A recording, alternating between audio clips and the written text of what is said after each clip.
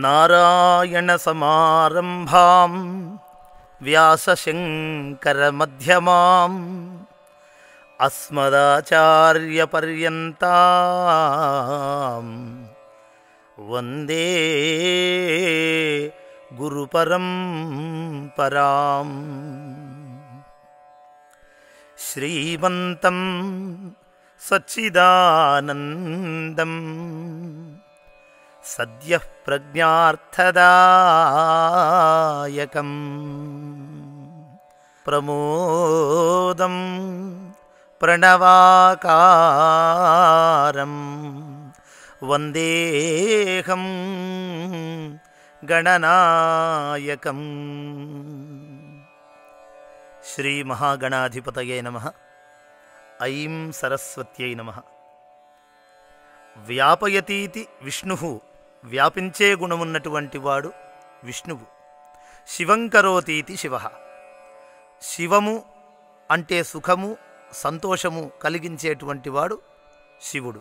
అలా శివుడిగా పిలిచిన విష్ణువుగా పిలుచుకున్నా ఎలా పిలుచుకున్నా శివకేశవ అభేదముతో ఏకైక స్వరూపము ఆపాతాళ నభస్థలాంతభువన బ్రహ్మాండమా విస్ఫురతు జ్యోతిస్ఫాటికలింగమౌళి విలసత్పూర్ణేందువాంతామృతై అన్నట్లుగా ఆపాతాళము నుండి నభస్థలాంతము వరకు అంటే పైన ఉన్నటువంటి 7 లోకాలు, భూలోక భువర్లోక సువర్లోక మహర్లోక జనలోక తపోలోక సత్యలోకాలనే 7 లోకాలు, మరి క్రింద ఉన్నటువంటి అతల వితల సుతల తలాతల రసాతల మహాతల పాతాళ లోకాలు, మొత్తము 14 భువన భాండాలు వ్యాపించినటువంటి మహామహనీయమూర్తి ఆ విష్ణువు. సర్వవ్యాపకుడుగా సర్వవ్యాపకత్వముతో కూడి ఉన్నటువంటి ఆ మహానుభావుని యొక్క దివ్య స్వరూపముగా ఏ ప్రపంచాన్నైతే భావిస్తున్నామో ఆ ప్రపంచము నిండా నిండినటువంటి పురుషుడు, వ్యాపించినటువంటి పురుషుడు విష్ణువుగా పిలువబడుతున్నాడు, కొలువబడుతున్నాడు. అటువంటి ఆ వ్యాపకత్వముతో కూడినటువంటి రూపము విష్ణువుగా కొలుస్తూ ఉన్నప్పుడు ఆ విష్ణు స్వరూపాన్ని విష్ణువు రూపాన్ని ఎప్పుడైతే తలుస్తామో, ఎప్పుడైతే పిలుస్తామో, ఎప్పుడైతే కొలుస్తామో అటువంటి విష్ణువు యొక్క అనుగ్రహం చేత ఏవేవి మనకు వ్యాపకత్వముగా కావాలో ప్రపంచంలో కావలసినటువంటి సామాన్యమైనటువంటి విషయం నుంచి అసామాన్యమైనటువంటి విషయం వరకు ఏ ఏ యోగాలు కావాలో, ఏ ఏ ఆశలు తీరాలో, ఏ ఏ కోర్కెలు ఫలించాలో అటువంటి మనోరథాలన్నీ కూడా సిద్ధించడానికి ఈ మహానుభావుడి యొక్క ఆ పరమాత్మ యొక్క ఆ పరంధాముని యొక్క పరమ అనుగ్రహాన్ని మనం పొందటానికి ఆ విష్ణువు యొక్క స్మరణ అవసరం. అందుకనే ఆ విష్ణువు సహస్రనామ రూపములో విష్ణు సహస్రనామాన్ని నిత్యము కొలిచేటువంటి వారికి విద్యార్థి లభతే విద్యాం ధనార్థి లభతే ధనం అని చెబుతూ ఉన్నది ఫలశ్రుతి. కాబట్టి విద్యను కోరేవాడికి విద్య, ధనము కోరేవాడికి ధనము రావటమే కాకుండా వేదాంతగో బ్రాహ్మణ స్యాత్, ఎవడైతే బ్రాహ్మణుడిగా తనను తాను దిద్దుకొని బ్రహ్మజ్ఞానాన్ని సంపాదించుకొని బ్రహ్మజ్ఞానము కోసమే తానై నిలబడి బ్రహ్మజ్ఞానము కోరి తాను ఆ నియమబద్ధమైనటువంటి జీవితాన్ని గడుపుతూ బ్రహ్మచర్యాన్ని పాటిస్తూ ఎవడైతే ఆ విష్ణు సహస్రనామ పారాయణం చేస్తాడో, విష్ణువును కొలుస్తాడో అటువంటి వాడికి వేదాంతగః అంటే వేదాంతపరమైనటువంటి జ్ఞానము కలగటం. అలాగే శూద్రః సుఖమవాప్నుయాత్, ఎవడైతే పుట్టుక చేత ఎక్కడ ఉండినప్పటికీ కూడా సహజమైనటువంటి ఐహిక సుఖాలను కోరాలనే ప్రయత్నం చేత ఆ సహజమైనటువంటి పద్ధతిలో ఎవడైతే ఆ స్వామిని కొలుస్తాడో శూద్ర, అటువంటి వాడిని శూద్రుడు అంటున్నాడు.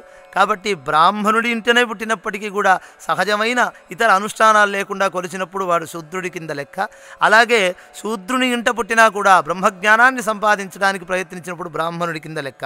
అలా శూద్రత్వముతో ఎవడైతే కొలుస్తాడో, చిన్న చిన్న ఆశలకై ఎవడైతే కొలుస్తాడో వాడు పరిపూర్ణంగా స్వామి యొక్క అనుగ్రహాన్ని కోరి స్వామి యొక్క అనుగ్రహాన్ని పొంది తద్వారా ఆ చిన్న చిన్న సుఖాల నుంచి, చిన్న చిన్న ఆనందాల నుంచి ప్రతిదాన్ని కూడా పొందగలుగుతాడు అని చెబుతున్నది ఫలశ్రుతి విష్ణు సహస్రనామ రూపంలో.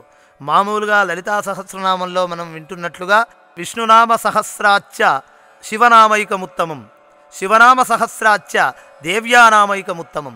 విష్ణువు యొక్క సహస్రనామాల కన్నా శివుడి యొక్క నామము పలికితే ఆ విష్ణువు యొక్క వేలనామాలు పలికిన ఫలం కలుగుతుంది. అలాగే శివుడి యొక్క 1000 నామాలు పలికినట్లయితే అంతకన్నా ఒక్కసారి దేవి యొక్క అమ్మవారి యొక్క ఒక్క నామం పలికితే ఆ అమ్మవారి యొక్క ఒక్క నామము శివుడి యొక్క 1000 నామాలకు సమానమవుతుంది అని చెప్పటంలో ఆంతర్యం ఏమిటంటే వైష్ణవపరమైనటువంటి శక్తి అతి త్వరగా అతి సహజమైనటువంటి సుఖ సంతోషాలకు ఆలవాలమై, ఎందుకంటే సాక్షాత్తు విష్ణువు శ్రీ మహావిష్ణువు మహానుభావుడు 21 మారులు లోకంలో అవతరించి మానవుడిగా అవతరించి తన యొక్క మానవుడు ఎలా ఆదర్శంగా జీవించాలో తన యొక్క నడవడిక చేత తాను కష్టాలు పడి తాను ప్రతి మానవుడు పడినట్లుగా గర్భములో 9 మాసాలు తల్లి గర్భములో ఉంటూ అటువంటి కష్టములను అనుభవించి క్లేశములను అనుభవించి భక్తులను ఉద్ధరించడానికై తాను కష్టములు అనుభవించి తాను ఆదర్శప్రాయుడిగా నిలబడినటువంటి శ్రీరామచంద్రుడిగా కానీ శ్రీకృష్ణుడిగా కానీ కనిపించినటువంటి దృశ్యం మనం చూస్తూనే ఉన్నాం.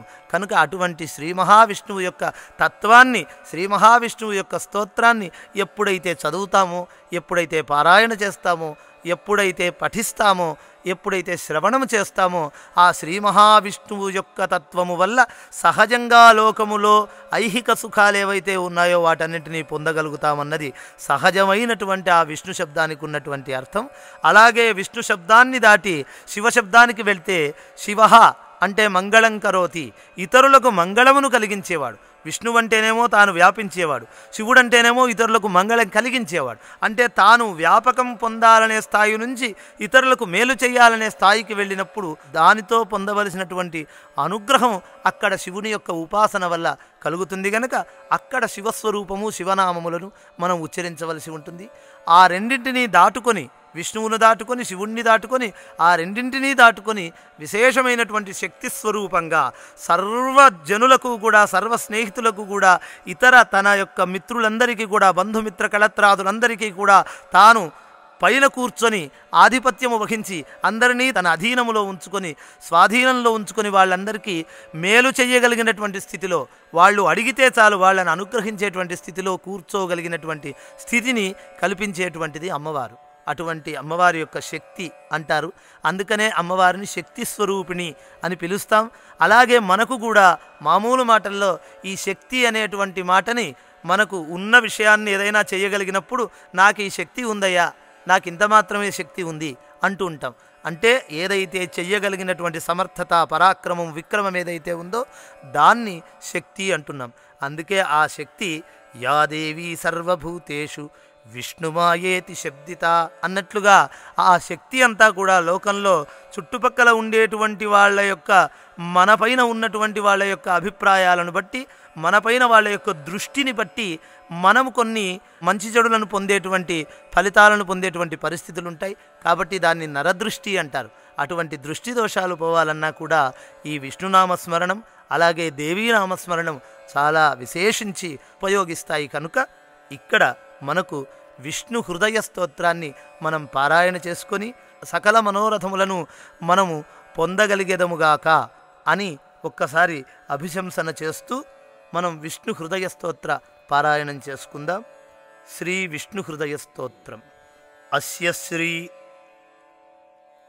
విష్ణు హృదయ స్తోత్ర మహామంత్రస్య సంకర్షణ ఋషి అనుష్టుప్ ఛందః గాయత్రీ ఛందః త్రిష్టుప్ ఛందః యథాయోగం ఛందః శ్రీ మహావిష్ణుః పరమాత్మా దేవతా అభిలషితార్థే భగవత్ప్రీత్యర్థే జపే వినియోగః పారాయణే వినియోగః సంకర్షణః మమాగ్రతః సదా విష్ణుః పృష్ఠతశ్చాపి కేశవః గోవిందో దక్షిణే పార్శ్వే వామే చ మధుసూదనః ఉపరిష్టాత్తు వైకుంఠో వరాహ పృథివీతలే అవాంతరదిశో యాస్యుః తాసు సర్వాసు మాధవః గచ్చతస్తిష్ఠతో వాపి జాగ్రతస్వపతోపి వా నరసింహకృతా గుప్తిః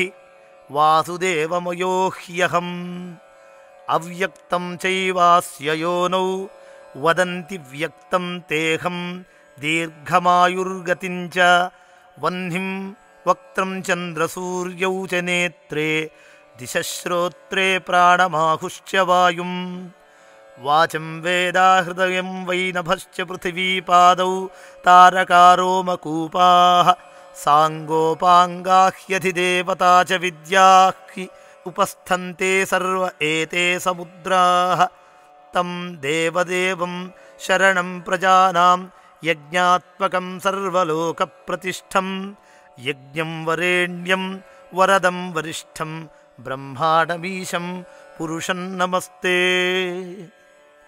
ఆద్యం పురుషమీశానం పురుహూతం పురుష్టుతం ఋతమేకాక్షరం బ్రహ్మ వ్యక్తావ్యక్తం సనాతనం మహాభారతకాఖ్యానం కురుక్షేత్రం సరస్వతీం కేశవం గాంచ గంగాంచ కీర్తయన్నావసీదతి. ఓం భూ పురుషాయ పురుషరూపాయ వాసుదేవాయ నమో నమః. ఓం భువః పురుషాయ పురుషరూపాయ వాసుదేవాయ నమో నమః. ఓం సువః పురుషాయ పురుషరూపాయ వాసుదేవాయ నమో నమః. ఓం భూర్భువస్సువః. ఓం పురుషాయ పురుషరూపాయ వాసుదేవాయ నమో నమః. ఓం ప్రద్యుమ్నాయ పురుషాయ పురుషరూపాయ వాసుదేవాయ నమో నమః. ఓం అనిరుద్ధాయ పురుషాయ పురుషరూపాయ వాసుదేవాయ నమో నమః. ఓం భవోద్భవాయ పురుషాయ పురుషరూపాయ వాసుదేవాయ నమో నమః. ఓం కేశవాయ పురుషాయ పురుషరూపాయ వాసుదేవాయ నమో నమః. ఓం నారాయణాయ పురుషాయ పురుషరూపాయ వాసుదేవాయ నమో నమః. ఓం మాధవాయ పురుషాయ పురుషరూపాయ వాసుదేవాయ నమో నమః. ఓం గోవిందాయ పురుషాయ పురుషరూపాయ వాసుదేవాయ నమో నమః. ఓం విష్ణవే పురుషాయ పురుషరూపాయ వాసుదేవాయ నమో నమః. ఓం మధుసూదనాయ పురుషాయ పురుషరూపాయ వాసుదేవాయ నమో నమః. ఓం త్రివిక్రమాయ పురుషాయ పురుషరూపాయ వాసుదేవాయ నమో నమః. ఓం వామనాయ పురుషాయ పురుషరూపాయ వాసుదేవాయ నమో నమః. ఓం శ్రీధరాయ పురుషాయ పురుషరూపాయ వాసుదేవాయ నమో నమః. ఓం హృషీకేశాయ పురుషాయ పురుషరూపాయ వాసుదేవాయ నమో నమః. ఓం పద్మనాభాయ పురుషాయ పురుషరూపాయ వాసుదేవాయ నమో నమః. ఓం దామోదరాయ పురుషాయ పురుషరూపాయ వాసుదేవాయ నమో నమః. ఓం సత్యాయ పురుషాయ పురుషరూపాయ వాసుదేవాయ నమో నమః. ఓం ఈశానాయ పురుషాయ పురుషరూపాయ వాసుదేవాయ నమో నమః. ఓం తత్పురుషాయ పురుషాయ పురుషరూపాయ వాసుదేవాయ నమో నమః. ఓం సత్పురుషాయ పురుషాయ పురుషరూపాయ వాసుదేవాయ నమో నమః. ఓం ప్రణవేంద్ర విష్ణు శతసహస్రనేత్ర పురుషాయ వాసుదేవాయ నమో నమః. య ఇదం విష్ణు హృదయమధీయతే బ్రహ్మహత్యాయాః పూతో భవతి పతిత సంభాషణాత్ పూతో భవతి సురాపానాత్ పూతో భవతి సువర్ణస్తేయాత్ పూతో భవతి అసత్యభాషణాత్ పూతో భవతి అగమ్యాగమనాత్ పూతో భవతి వృషలీగమనాత్ పూతో భవతి అభక్ష్యభక్షణాత్ పూతో భవతి బ్రహ్మచారీ సుబ్రహ్మచారీ భవతి అనేకక్రతుసహస్రేణేష్టం భవతి గాయత్ర్యాః షష్టిసహస్రాణి జప్తాని భవంతి చత్వారో వేదాశ్చాధీతా భవంతి సర్వవేదేషు జ్ఞాతో భవతి సర్వతీర్థేషు స్నాతో భవతి యది కస్యచిన్న బ్రూయాత్ స్విత్రీ భవతి అష్టౌ బ్రాహ్మణాగ్ గ్రాహయిత్వా విష్ణులోకమాప్నోతి మానసేన గతిర్భవతి ననశ్యతి మంత్రః యత్ర యత్రేచ్ఛేత్తత్ర తత్రోపజాయతే స్మరతి చాత్మానం భగవాన్ మహావిష్ణురిత్యాహ. ఇది శ్రీ విష్ణు హృదయ స్తోత్రం. ఈ విష్ణు హృదయ స్తోత్రంలో ఫలశ్రుతి చాలా విశేషంగా చెబుతున్నాడు. ఇదం విష్ణు హృదయమధీయతే, ఎవడైతే ఈ విష్ణు హృదయాన్ని తాను పొందుతాడో, తాను ఆచరిస్తాడో, తాను పారాయణ చేస్తాడో వాడికి బ్రహ్మహత్యాయాః పూతో భవతి. సాక్షాత్తు బ్రహ్మహత్యాపాతకం చుట్టుకున్నా సరే అది దాని నుంచి బయటపడతాడు, ఆ పాపము నశిస్తుంది. అంతేకాకుండా పతిత సంభాషణాత్ పూతో భవతి, ఇతరులను ఎవరైనా దూషించి ఉన్నట్లయితే పడిపోయినటువంటి మాటల పాపము నుండి కూడా ఆయన బయటపడి పవిత్రుడవుతాడు. సువర్ణస్తేయాత్ పూతో భవతి, పొరపాటుగా బంగారాన్ని దొంగలించిన దోషము నుండి కూడా బయటపడతాడు. అయితే పొరపాటుగా చేసి ఉండినట్లయితే, అది కావాలని చేసి దాని నుంచి బయటపడాలని చెయ్యరాదు. కనుక పొరపాటుగా జరిగినప్పుడు దాని యొక్క పాపము నుండి బయటపడేస్తుంది ఈ విష్ణువు యొక్క హృదయ స్తోత్రం అని చెప్తున్నాడు. అలాగే అగమ్య గమనాత్ పూతో భవతి, సంగమించరాని స్త్రీతో సంగమించినటువంటి దాని యొక్క దోషము కూడా పోతుంది. అసత్య భాషణాత్ పూతో భవతి, అసత్య భాషణం ఎప్పుడైనా ఎక్కడైనా ఎన్నో బద్ధము కాని మాటలు అబద్ధములు ఆడవలసి వస్తుంది మానవ జాతికి, ముఖ్యంగా కలియుగంలో. మన మహాభాగవత రచన చేస్తూ ప్రారంభంలో వ్యాసమహర్షి చెప్పినట్లుగా అలసులు మందబుద్ధియుతులు అల్పతరాయువులు ఉగ్రరోగ సంకలితులు మందభాగ్యులు సుకర్మములు ఎయ్యవిసేయజాలరు కలియుగమందు మానవులు కావున ఎయ్యది సర్వసౌఖ్యమయ్యలవడు ఏమిటం పొడము ఆత్మకు శాంతి మునీంద్ర చెప్పవే అంటూ సాక్షాత్తు వ్యాసమహర్షి శ్రీమన్నారాయణ స్వరూపుడైనటువంటి వ్యాసమహర్షి నారద మహర్షిని నమస్కరిస్తూ వేదనతో అడిగినటువంటి మాట అది.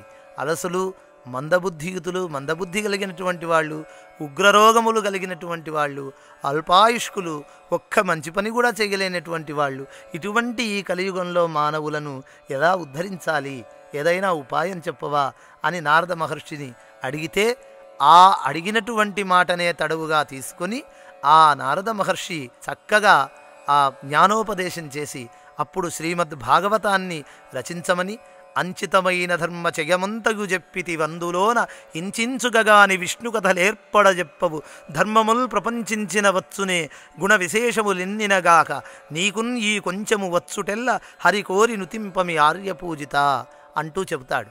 అంచితమైన ధర్మాలు ఎన్నో చెప్పావు, ఎన్నో పురాణాలు రాశావు, ఎన్నో వేదాన్ని వింగడించినావు, ఎన్నో ధర్మకార్యాలు చేశావు, కానీ మోక్షహేతువైనటువంటి శ్రీమన్నారాయణుడి యొక్క విష్ణు తత్వాన్ని నీవు ప్రవచించలేదు, విష్ణు తత్వాన్ని నీవు ప్రజలకు అందించలేదు. అందువల్ల ఆ భక్తి పారవశ్యంతో నీవు కనుక శ్రీమద్భాగవత రచన చేసినట్లయితే ఈ యొక్క నీకు కలిగినటువంటి ఈ బాధంతా, ఈ ఆవేదనంతా, ఈ ఆందోళనంతా తొలగుతుందయ్యా.